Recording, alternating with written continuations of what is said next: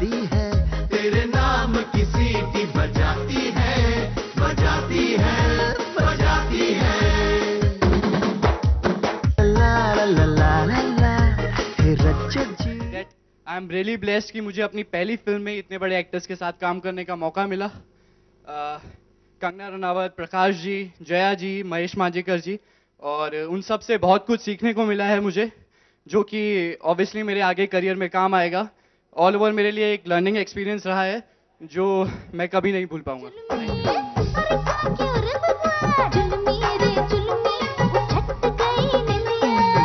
मतलब फर्स्ट ऐसी एक फिल्म है जो मुझे गाने करने से पहले पूरा नरेशन दिए थे विश्वास जी ने कि किस तरह से इसके गाने होंगे, और हर गाने के पीछे मुझे रोका गया कि नहीं नहीं नहीं ये बॉलीवुड मसाला टाइप की फिल्म, इसको थोड़ी सी अलग है कि इसको रोको। तो विश्वास जी का बहुत बड़ा हाथ है सब गानों के पीछे, और जब मैं इसके आप जब सब गाने देखेंगे तो थोड़े अलग है, ज़्यादा जैसे मैं गाने करता हूँ झटके मटके वाले एकदम जो होते वैसे नहीं, थोड़े से इसमें हम लोगों ने कोशिश की है अलग ट्रैक। मेरे गाने नहीं है बेसिकली, मैंने कोशिश की कुछ अलग करने के लिए। जब मैंने इसको सिखाना चालू किया पहले तो मैंने देखा बोला कैसे करेगा, उसके बाद जब इसने रेसल की तो बहुत ही कमाल किया, बहुत ही मेहनत की, और वाकई हम लोग के लिए बहुत डिफिकल्ट था वो शूटिंग करना। गोरेगांव में हम लोग ओरिजिनल रेलवे प्लेटफॉर्म पे शूट करते, तो विश्वास जी थे, और मतलब कम से कम दोनों तरफ से ट्रेन चल रही थी और कम से कम हजारों में लोग थे, उसके बीच में किया। बस वही गाना करते हैं हम थोड़ा सा। ओ मेरे दिल की ट्रेन बुलाती है, बुलाती है, बुलाती है, तेरे नाम की, क्या बात है यार, तेरे नाम की सीटी, तेरे नाम की सीटी बजाती है, बजाती है, बजाती है। जहाँ तक मेरे रोल की बात है, मेरे डायरेक्टर ने इतनी ज़्यादा रिसर्च की थी, और इन्होंने सब मुझे जो इनका रिसर्च मटेरियल था जब मैंने फिल्म साइन की थी उसके साथ ही इन्होंने मुझे दिया था। उसके अलावा हम लोगों ने जहाँ से ये रज्जो का किरदार बिलोंग करता है नागपाड़ा, वहाँ पे भी जाके 2-3 बार कुछ वैश्याओं से हमने बात की, और ऐसी फिल्म हिस्ट्री की कोई फिल्म नहीं है, या ऐसा कोई फिल्मों में काम करने वाला इंसान नहीं है, ऐसा कोई सीन नहीं है वर्ल्ड सिनेमा में जो हमारे डायरेक्टर जी जानते नहीं है। ये एक ट्रू ब्लू फिल्म बफ हैं।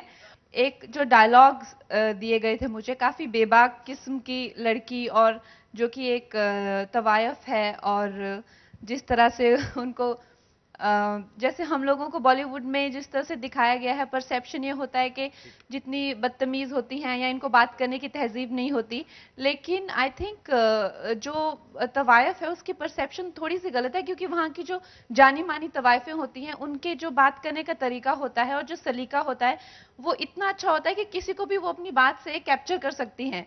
तो आई थिंक जैसे कि वाहिदा रहमान जी ने प्यासा में एक बहुत बेहतरीन तरीके से प्ले किया था, तो जो विश्वास सर ने जो कैरेक्टर लिखा था वो मेरी जो मैंने सोचा था उससे वो बहुत अलग था।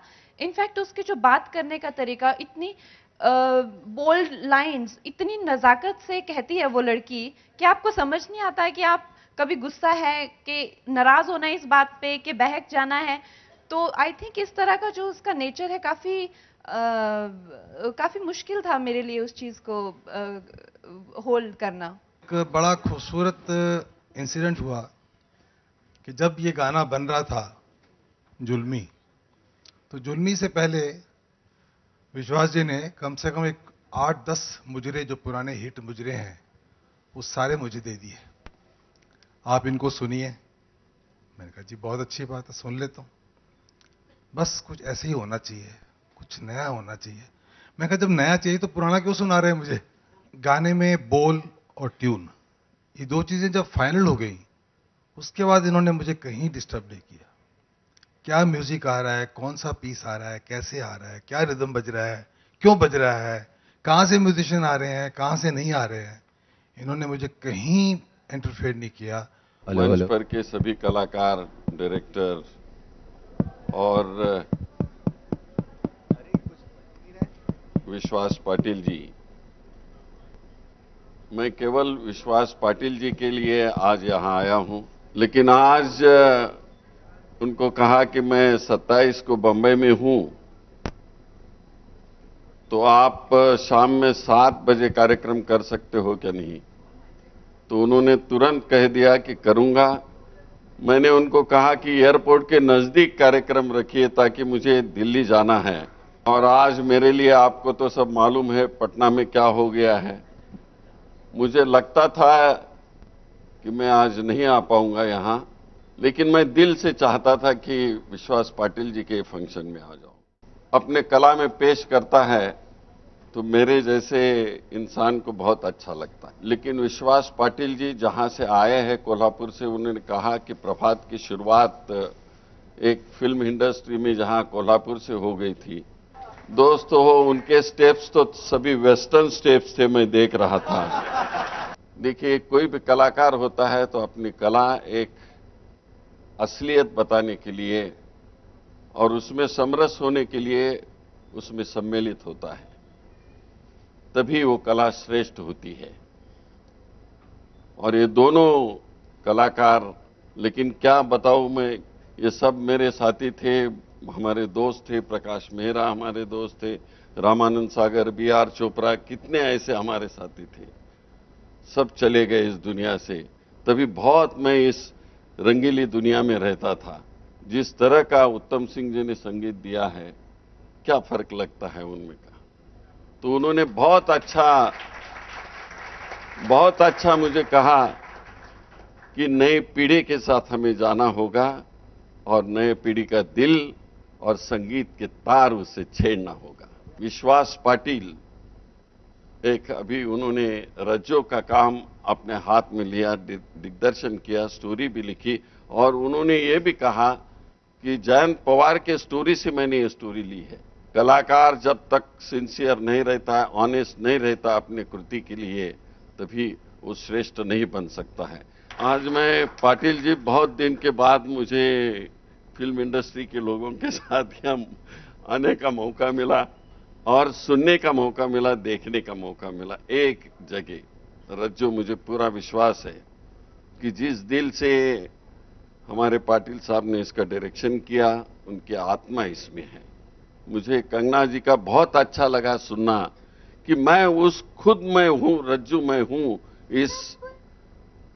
यही विचार से मैं वो काम करूं। ये कलाकार की ये ताकत होती है। आपको बहुत बड़ा भविष्य है कंगना जी, आप बहुत आगे जा सकती है। मुझे एक क्षेत्र का अनुभव कम है, लेकिन जो भी कुछ थोड़ा देखा हूं, अभी कह रहे थे कयाम जी, ये फिल्म सिटी में मैं लॉस एंजलिस जैसा यहाँ फिल्म सिटी बनाना चाहता था जब भी मंत्री था। तभी फिल्म इंडस्ट्री में यही चाहते हैं कि मैं सबसे बड़ा हूं, मैं सबसे बड़ा डायरेक्टर हूं, मैं सबसे बड़ा कलाकार हूं। और वो सोच के जब आप कला पेश करोगे तो आपका भविष्य बहुत उज्जवल होता है। ये मैंने कई लोगों का जीवन देखा है। हमारे फिल्म इंडस्ट्री के बहुत ही चहीते नेता हैं ये। जब यहाँ चीफ मिनिस्टर आप थे, बहुत हमारी फिल्म इंडस्ट्री की मदद की, हमेशा हमेशा। आज इस महफिल में देखकर बड़ी खुशी हुई और इस यूनिट को मैं पूरी यूनिट को दिली दुआ देता हूं कि बहुत कामयाबी मिले। मेरी बस दिली दुआएं हैं बेटा, मेरे पास शब्द नहीं निकल रहे कि कितनी दुआ दूं कि आप सबको खुश व खुर्म रखे और बहुत कामयाबियां मिले, आप लोगों की दिली मुरादें पूरी हों।